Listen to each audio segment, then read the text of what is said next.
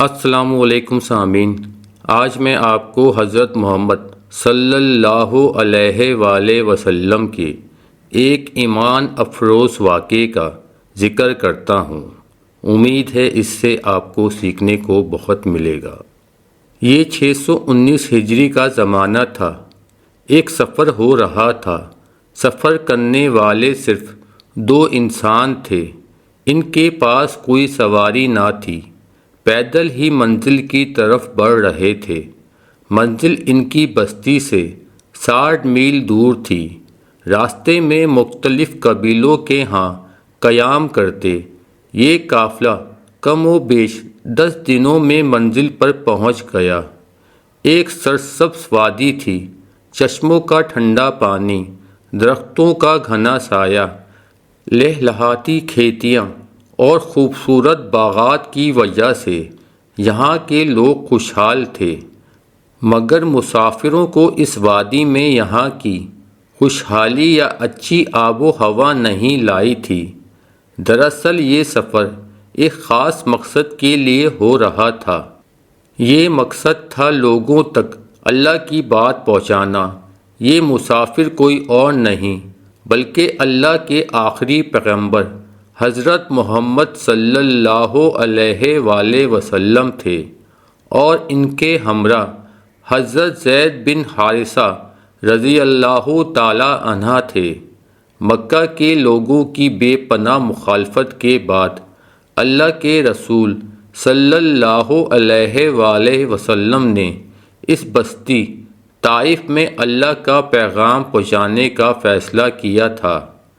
طائف پہنچ کر آپ صلی اللہ علیہ وآلہ وسلم وہاں کے مشہور قبیلے ثقیف کے 3 سردار بھائیوں کے پاس گئے۔ ثقیف کے ان سرداروں کے ساتھ حضور اکرم صلی اللہ علیہ وآلہ وسلم کی کچھ واقفیت بھی نکل آئی تھی، مگر جب آپ صلی اللہ علیہ وآلہ وسلم نے ان کے سامنے اللہ کی بات پیش کی اور فرمایا کہ اللہ نے آپ کو رسول بنا کر بھیجا ہے تو ان کا رویہ ایک دم بدل گیا۔ آپ ان کے اس بدلے ہوئے رویے کو حیرت سے دیکھ رہے تھے۔ ان کا بڑا بھائی عبدالیلیل بولا، اگر اللہ نے واقعی تمہیں اپنا پیغمبر بنا کر بھیجا ہے تو اسے اپنے گھر کعبہ سے کوئی ہمدردی نہیں، وہ ضرور تمہارے ذریعے سے اس کی بے عزتی کرانا چاہتا ہے۔ دوسرے بھائی مسعود نے تو حد ہی کر دی، کہنے لگا اچھا تمہیں رسول صلی اللہ علیہ وآلہ وسلم بنا کر بھیجا گیا ہے، حیرت ہے اللہ کو تم سے بہتر شخص نہ ملا۔ حبیب نے عجیب احمقانہ بات کی، اللہ کی قسم میں تو تم سے بات ہی نہیں کروں گا۔ اگر تم واقعی اللہ کے رسول ہو تو پھر تمہاری بات کا جواب دینا ہی بے ادبی ہے۔ اگر تم نے جھوٹ بولا ہے تو پھر تم سے بات ہی کرنی نہیں چاہیے۔ یہ جواب نہیں تھے بلکہ زہر میں بجھے تیر تھے جو انہوں نے ایسی ہستی کے سینے میں پیوست کیے جس سے بہتر انسان اس وقت پوری دنیا میں موجود نہیں تھا۔ 10 دنوں کا پیدل سفر کرنے کے بعد جب محمد صلی اللہ علیہ وآلہ وسلم نے یہ جواب سنا تو ان کے دل پر کیا بیتی ہوگی اس کا تصور ہی کیا جا سکتا ہے۔ مگر آپ صلی اللہ علیہ وآلہ وسلم نے بڑے حوصلے سے ان کی باتیں سنی۔ ان کی طرف سے اس قدر بدتمیزی کا مظاہرہ ہونے کے باوجود آپ صلی اللہ علیہ وآلہ وسلم نے ان سے کوئی شکوہ نہ کیا، بلکہ صرف اتنا کہا کہ تمہیں میری باتیں اچھی نہیں لگتی تو ٹھیک ہے، کم از کم اتنا تو تم کہہ ہی سکتے ہو کہ اپنے خیالات اپنے پاس رکھو اور میرے خلاف کسی کو بھڑکاؤ نہیں۔ مگر نہ جانے وہ لوگ کس قسم کے لوگ تھے، انہوں نے اس وقت تو خاموشی اختیار کی، مگر جیسے ہی آپ ان کے گھر سے باہر آئے۔ انہوں نے اپنی بستی کے گنڈوں اور گھٹیا قسم کے لڑکوں کو کہا کہ سارے جہانوں کے لیے رحمت بن کر آنے والے اللہ کے آخری پیغمبر صلی اللہ علیہ وآلہ وسلم کو اس قدر تنگ کریں کہ وہ کسی سے بات ہی نہ کر سکیں۔ پھر ایسا ہی ہوا۔ رحمت دو جہاں اور ان کے وفادار ساتھی نے دیکھا کہ لوگ ادھر ادھر سے اکٹھے ہو رہے ہیں۔ پھر دیکھتے ہی دیکھتے انہوں نے آپ سے الٹے سیدھے مذاق کرنا شروع کر دیے۔ بازار میں عجیب قسم کا شور مچ گیا۔ لوگ گھروں سے باہر آ کر تماشا دیکھنے لگے۔ گنڈوں اور اوباشوں نے دیکھا کہ لوگ انہیں روکنے کے بجائے ان کا حوصلہ بڑھا رہے ہیں تو وہ مذاق اڑانے کے ساتھ ساتھ گالیوں پر اتر آئے۔ وہ اس بدسلوکی پر ہی نہ رکے۔ ان پتھر دلوں بلکہ پتھر سے زیادہ سخت دلوں نے کچھ اور کرنے کی ٹھانی۔ وہ اب پتھر مارنے لگے۔ پتھر اللہ کے عظیم ترین پیغمبر اعلیٰ ترین انسان کے جسم کو زخمی کرنے لگے۔ آسمان نے بھلا یہ منظر کہاں دیکھا ہوگا۔ حق کی اس سے زیادہ قیمت بھلا اور کیا ادا کی جا سکتی تھی۔ آپ صلی اللہ علیہ وآلہ وسلم اور حضرت زید رضی اللہ تعالی عنہ اب تیز تیز چلنے لگے۔ وہ جلد سے جلد ان ظالموں کی بستی سے دور چلے جانا چاہتے تھے، مگر پتھروں کی بارش میں اب اور تیزی آ گئی تھی۔ وہ ظالم اب آپ کے ٹخنوں کا نشانہ لینے لگے تھے۔ آخر آپ صلی اللہ علیہ وآلہ وسلم تھک گئے، سر پر ہاتھوں کی آڑ لے کر بیٹھ گئے۔ حضرت زید رضی اللہ تعالی عنہ دیوانہ وار آپ کے اوپر جھک گئے۔ ان کا جی یہی چاہتا تھا کہ ظالموں کا کوئی پتھر آپ صلی اللہ علیہ وآلہ وسلم کو نہ لگے، اس انسان کا خون زمین پر نہ بہے جو اس زمین پر بسنے والے ہر انسان کے لیے سراپائے رحمت ہیں۔ مگر اللہ کا قانون بھی عجیب ہے، وہ ہر ایک کی آزمائش کرتا ہے، نبیوں کی بھی اور رسولوں کی بھی۔ بڑوں کی آزمائش بھی بڑی ہوتی ہے۔ وہ بد لحاظ بدمعاش جاہل بدبخت آگے بڑھے۔ حضرت زید رضی اللہ تعالی عنہ کو پکڑ کے پیچھے دھکیلا۔ آپ صلی اللہ علیہ وآلہ وسلم کا بازو پکڑا اور کھڑا کر دیا، اور آپ صلی اللہ علیہ وآلہ وسلم چل پڑے۔ حضرت زید رضی اللہ تعالی عنہ آپ کو سہارا دینے کے لیے آگے بڑھے۔ آپ صلی اللہ علیہ وآلہ وسلم کے جسم سے بے تحاشا خون بہہ رہا تھا۔ خون رس رس کر ٹخنوں تک آیا اور اب جوتوں میں جمع ہونے لگا تھا، مگر اب آپ صلی اللہ علیہ وآلہ وسلم قدم آگے بڑھاتے رہے۔ گنڈے ابھی پیچھے تھے۔ آخر آپ صلی اللہ علیہ وآلہ وسلم بے ہوش ہو گئے۔ حضرت زید رضی اللہ تعالی عنہ لپک کر آگے بڑھے اور آپ صلی اللہ علیہ وآلہ وسلم کو کندھوں پر اٹھا لیا۔ طائف کی بستی سے باہر آئے تو آپ صلی اللہ علیہ وآلہ وسلم کو ہوش آ گیا۔ اللہ کے رسول صلی اللہ علیہ وآلہ وسلم کو لہو لہان دیکھ کر حضرت زید رضی اللہ تعالی عنہ بے تابی سے بولے، آپ صلی اللہ علیہ وآلہ وسلم ان بدبختوں کے لیے اللہ سے بد دعا کریں۔ رحمت عالم دو جہاں صلی اللہ علیہ وآلہ وسلم نے فرمایا کہ نہیں، کیا ہوا جو انہوں نے میرا انکار کیا ہے؟ مجھے امید ہے کہ ان کی نسلیں ضرور ایک اللہ پر ایمان لائیں گی۔ آپ صلی اللہ علیہ وآلہ وسلم بستی سے باہر آ گئے تو طائف کے لوگ واپس چلے گئے۔ سامنے ایک باغ نظر آیا، آپ باغ میں داخل ہو گئے۔ باغ مکے میں آپ کے قبیلے کے ایک شخص ربیہ کے بیٹوں کا تھا۔ باغ میں آ کر آپ صلی اللہ علیہ وآلہ وسلم کو سکون ملا۔ حضرت زید رضی اللہ تعالی عنہ نے آپ صلی اللہ علیہ وآلہ وسلم کے جوتے اتارے۔ جوتوں کے تلووں میں خون جم چکا تھا۔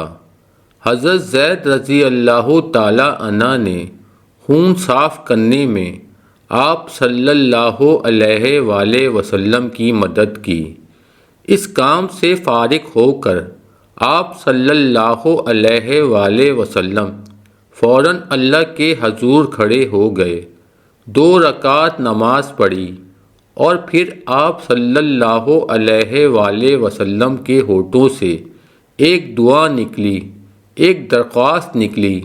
آپ صلی اللہ علیہ وآلہ وسلم فرما رہے تھے، اے اللہ، میں اپنی طاقت کی کمی، اپنی بے سر و سامانی اور لوگوں کے مقابلے میں اپنی بے بسی کی فریاد تجھی سے کرتا ہوں، اس لیے کہ تو سب رحم کرنے والوں سے زیادہ رحم کرتا ہے۔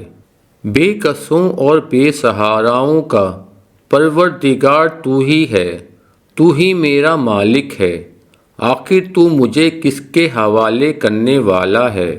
ان بے رحم بے گانوں کی جو بد تہذیب ہیں، یا ان دشمنوں کے جو مجھ پر قابو پانے والے ہیں، لیکن اگر تم مجھ سے ناراض نہیں اور یہ سب کچھ سزا نہیں تو پھر مجھے کوئی پرواہ نہیں، تمہاری پناہ میرے لیے سب سے بڑھ کر ہے۔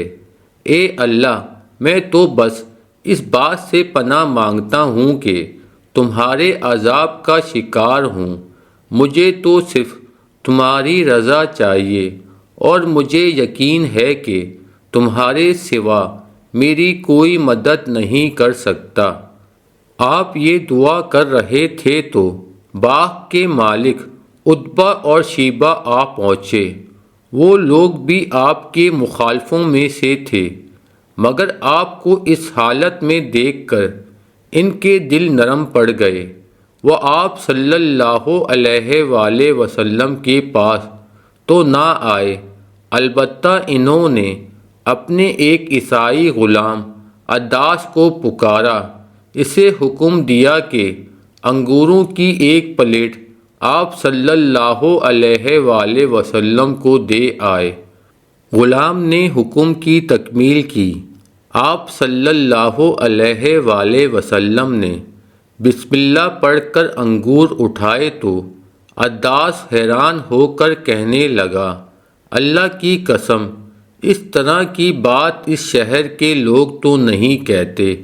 آپ صلی اللہ علیہ وآلہ وسلم نے عداس سے پوچھا، تم کس شہر کے آدمی ہو اور تمہارا دین کیا ہے؟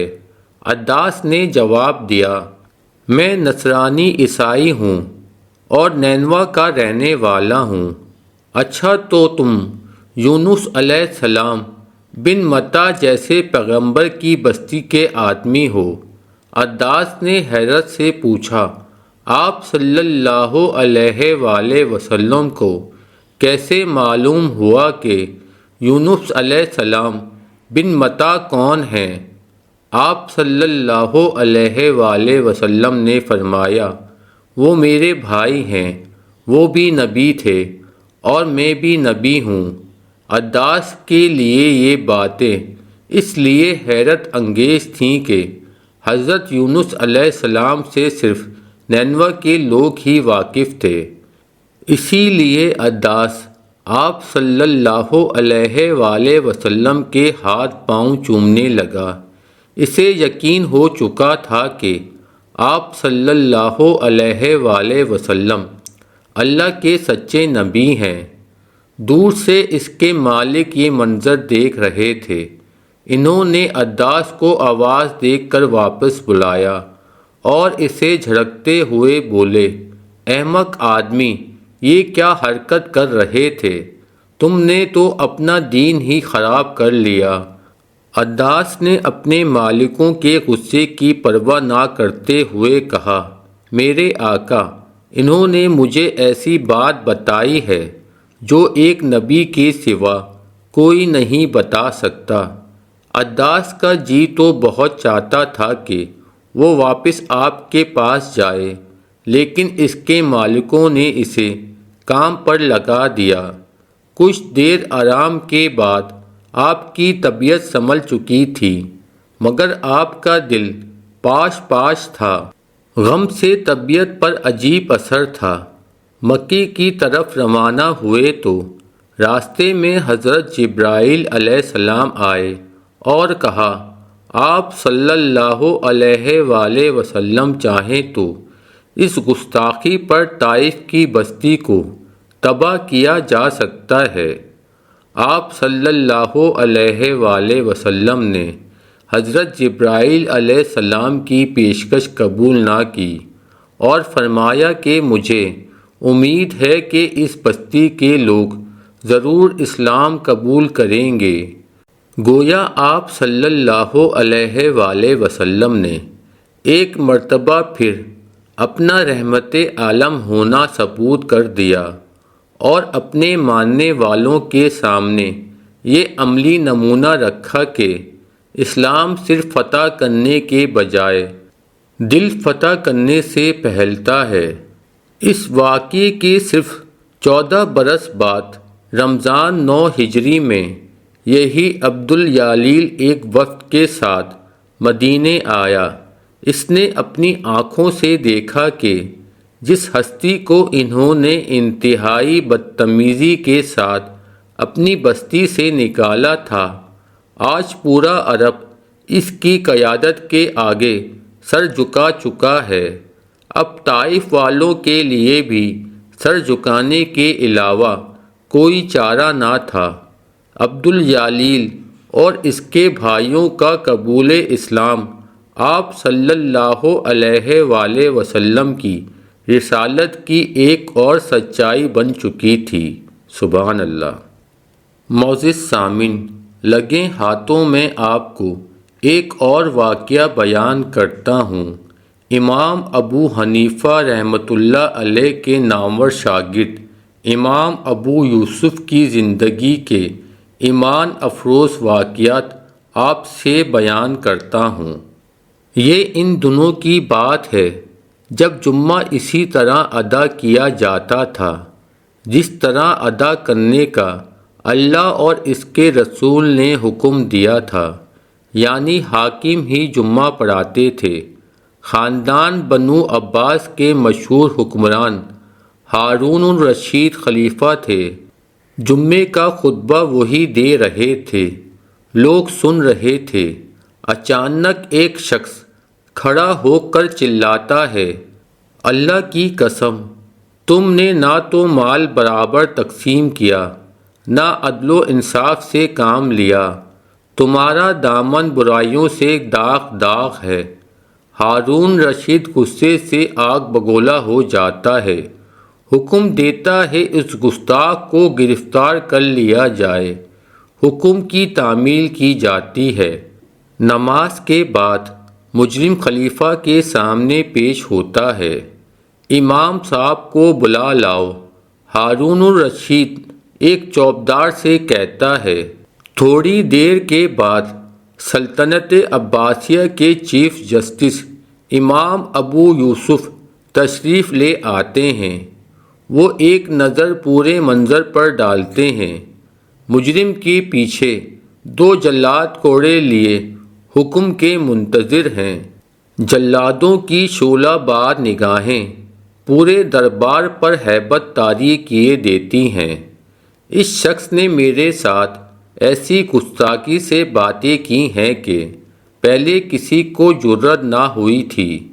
اس گستاخ کی کیا سزا ہو سکتی ہے؟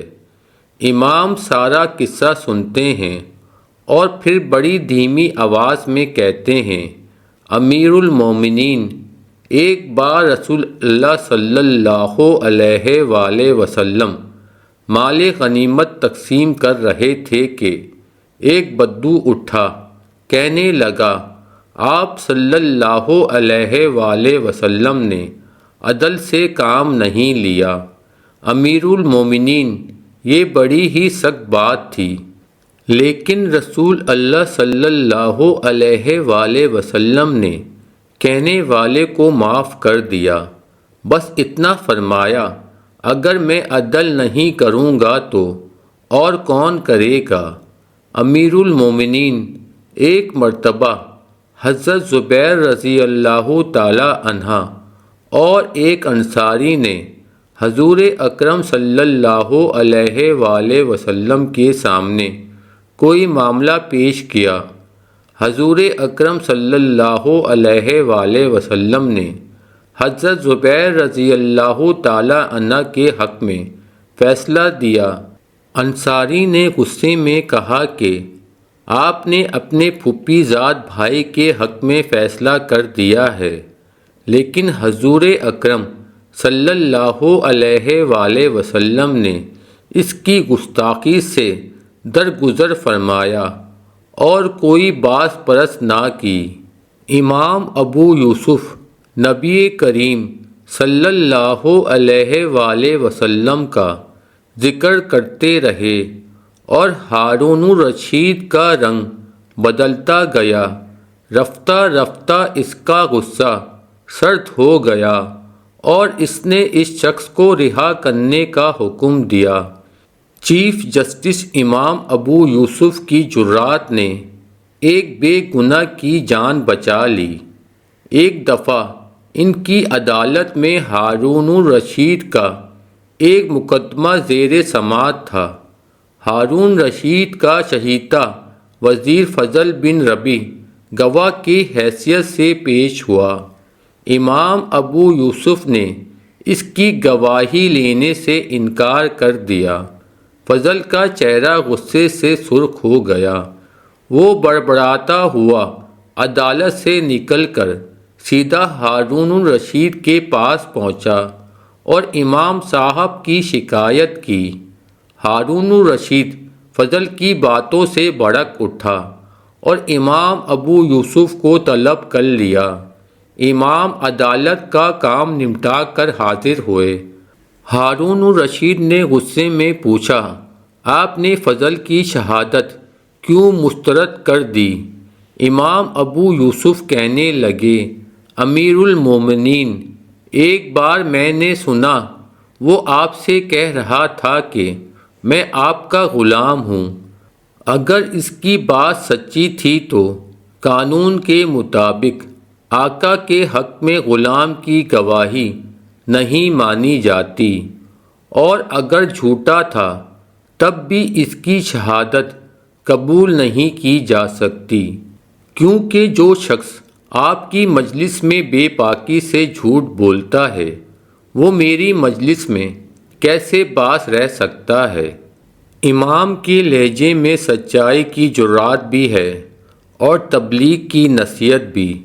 ہارون الرشید کا غصہ ختم ہو جاتا ہے اور وہ امام کو حاضری کی تکلیف دینے پر معذرت کرتا ہے۔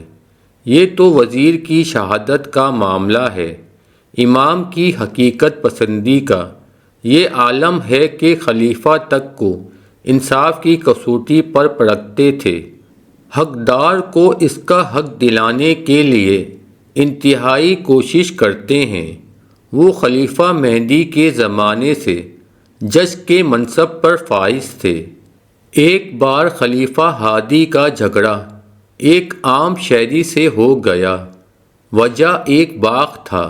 ہادی اسے اپنی ملکیت قرار دیتا اور وہ عام شہری اسے اپنی ملکیت کہتا۔ آخر خلیفہ اس مقدمے کو عدالت میں لے گیا۔ امام ابو یوسف نے دونوں کے بیانات اور شہادتیں لیں۔ شہادتیں ظاہر کرتی تھیں کہ باغ ہادی کا ہے، لیکن امام شہادتوں پر مطمئن نہ ہوئے۔ بلکہ خفیہ تحقیقات کرتے ہیں۔ پتہ چلتا ہے کہ باغ خلیفہ کا نہیں ہے اور گواہ خلیفہ کے خلاف سچی گواہی دینے کی ہمت نہیں رکھتا۔ امام صاحب مقدمے کی سماعت ملتوی کر دیتے ہیں۔ اگلے روز وہ ہادی سے ملے تو اس نے پوچھا، مقدمے کا کیا فیصلہ کیا؟ شہادتیں تو آپ کے حق میں ہیں، مگر مدعا علیہ نے مطالبہ کیا ہے کہ آپ یعنی مدعی خلیفہ سے حلف بھی لیا جائے۔ امام ابو یوسف نے فرمایا، تو پھر آپ کی کیا رائے ہے؟ کیا آپ مدعی کا حلف اٹھانا صحیح سمجھتے ہیں؟ ہادی نے پوچھا۔ اس کے لہجے میں حیرت بھرا تجسس کروٹیں لے رہا تھا۔ دراصل ان کے استاد امام ابو حنیفہ رحمۃ اللہ علیہ کے مطابق حلف یعنی قسم مدعی کے ذمے نہیں، مدعی علیہ کے ذمے ہے۔ استاد کی مسلک کی پیروی کرتے ہیں تو ایک حقدار کا حق مارا جاتا ہے، اور حقدار کو حق دلانا ایک مسلمان جج کا وہ فرض ہے جس میں ذرا سی کوتاہی پر بھی خدا کے ہاں شدید بات پرس ہوگی۔ قاضی ابن ابی لیلہ کی تو یہی رائے ہے۔ انہوں نے سوچ کر ایک ایسے عالم دین کی رائے پیش کی جنہیں خلیفہ ہادی بھی پسند کرتا تھا۔ ہادی سوچ میں پڑ گیا، کچھ دیر سوچنے کے بعد بولا، اچھا تو باغ مدعی علیہ کے حوالے کر دیجئے۔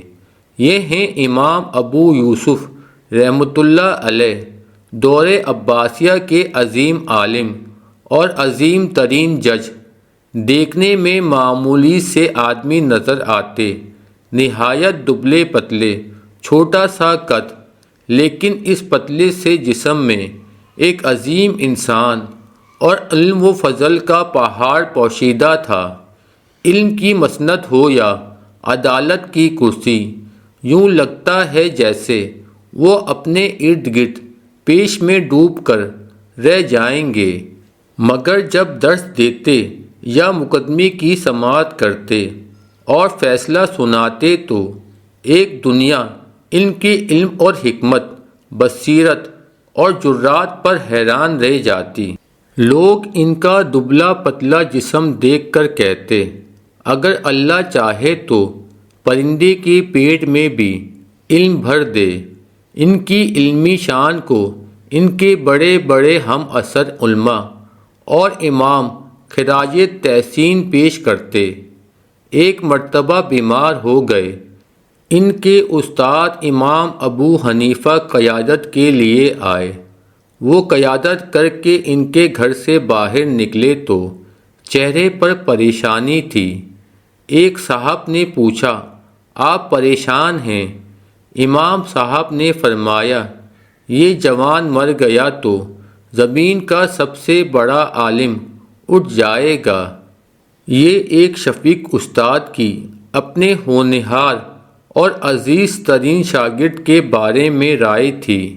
امام مالک، سفیان ثوری، امام اوزاعی، امام احمد بن حنبل، امام شافعی سمیت تمام امام ابو یوسف کی علمی عظمتوں کے کھلے دل سے متعارف ہیں اور انہیں اپنے سے کسی طرح کم نہیں سمجھتے۔ اپنی اس علمی شان کے باوجود ان کا کہنا تھا کہ میری صرف وہ بات مانی جائے جو قرآن اور سنت کے مطابق ہے، جو دین کے مطابق نہیں اسے مجھے لوٹا دیا جائے، کیونکہ آخر میں انسان ہوں اور انسان غلطی کر سکتا ہے۔ یہ ہے ہمارا تابناک ماضی جس سے روشنی حاصل کرنا کامیابی کے لیے ضروری ہے۔ اللہ تعالی ہم سب کو ان باتوں پر عمل کرنے کی توفیق عطا فرمائے، آمین ثم آمین۔ اگر دوستوں اور معزز ساتھیوں آپ کو یہ ویڈیو پسند آئی تو میرے چینل کو لائک کریں، شیئر کریں اور سبسکرائب کریں۔ جزاک اللہ خیر۔